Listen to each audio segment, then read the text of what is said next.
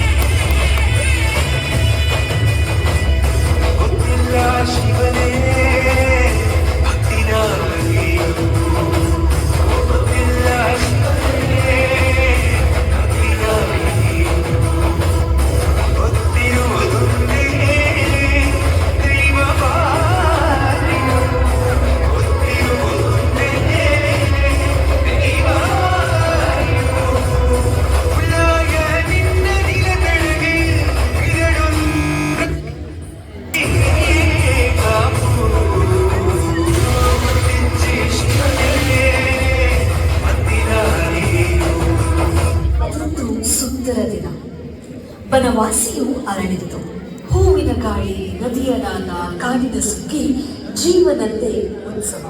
ಅಲ್ಲೇ ವಾಸಿಸುತ್ತಿದ್ದವರು ರಾಯ, ಕಾಡಿನ ಹಿರಿಯ, ಮತ್ತು ಅವರ ಪುತ್ರ ವೀರ. ಹೆಸರಿನಂತೆ ಬಲಶಾಲಿ.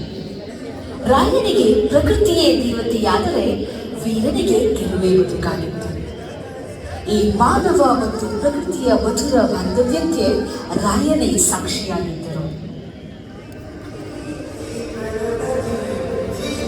ಮೈಸೂರು ಕಳೆದ ಮೊನ್ನೆ ಊರಿನೋಡು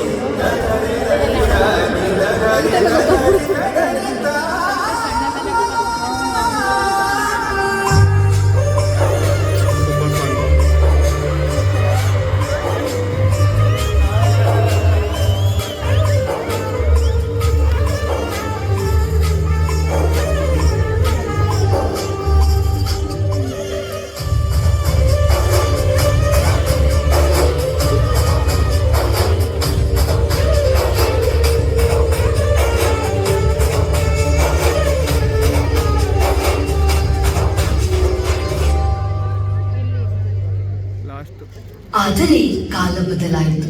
ಕದಂಬ ರಾಜವಂಶದ ರಾಜಧಾನಿ ಬನವಾಸಿಯನ್ನ ಆಳುತ್ತಿದ್ದ ಮಹಾರಾಜ ಕೃಷ್ಣವರ್ಮನು ಹೊಸ ಅರಮನೆಗೆ ಕದಂಬ ಮರಗಳನ್ನು ತರಲು ಒಂದು ದಿನ ತೀವ್ರ ಆದೇಶವನ್ನ ಹೊರಡಿಸಿದ್ದಾನೆ.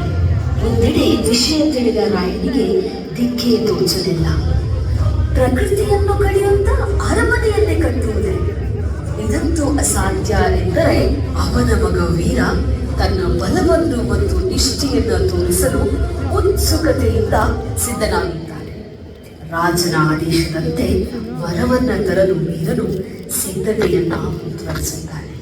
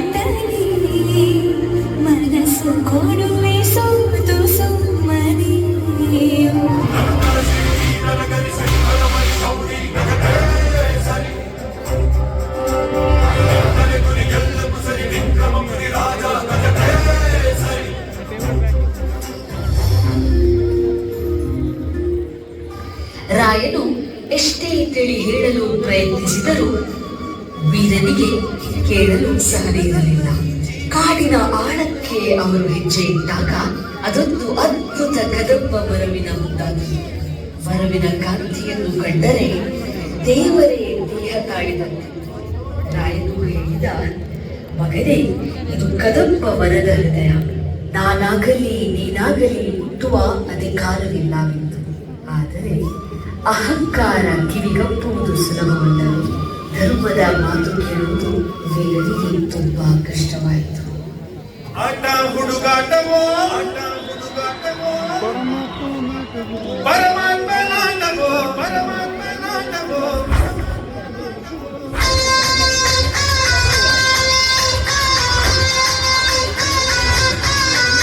ಹುಟ್ಟೆಂದ ಮೇಲೆ ಸಾವಿರಲೇಬೇಕು, ತಿಳಿದಿದ್ದರು ನಾನು ಬದುಕಬೇಕು. ಯಾಕೆ ಶಿಕ್ಷೆ ಇರಂಗ ಮಂಚ, ಇದು ನಿನ್ನ ಭಿಕ್ಷೆ. ಈ ಜನರ ಪ್ರೀತಿ ಇದು ಶ್ರೀರಕ್ಷೆ. ಯಾಕೆ ಪರೀಕ್ಷೆ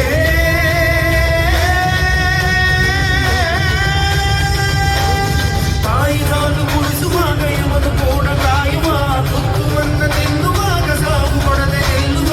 ಅವನ ಕರುಣೆ ನಿನಗೆ ಇಲ್ಲವೇ?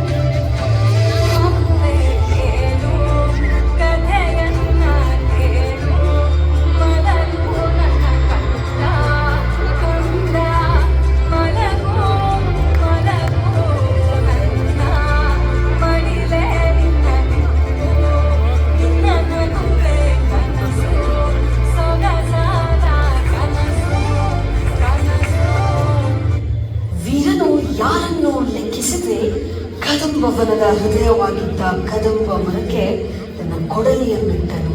ಕದಂಬ ಮರವಿಗೆ ತಾಗಿದ ಕ್ಷಣ ಜಗವೇ ನಿಲ್ಲಿತು. ಬೆಳಕಿನ ಹೊಳೆ ದಿವ್ಯ ಪ್ರಭೆಯೊಳಗೆ ಪ್ರತ್ಯಕ್ಷಳಾದಳು ಕದಂಬವನದಲ್ಲಿ. ಅವಳ ನಾದ ಪ್ರಕೃತಿಯ ಎಚ್ಚರಿಕೆಯಾಗಿತ್ತು. ಆದರೂ ವೀರನ ಕಿವಿಗೆ ದೈವದ ನಾದಕ್ಕಿಂತ ಅಹಂಕಾರದ ಗದ್ದಲವೇ ಹೆಚ್ಚಾಯಿತು.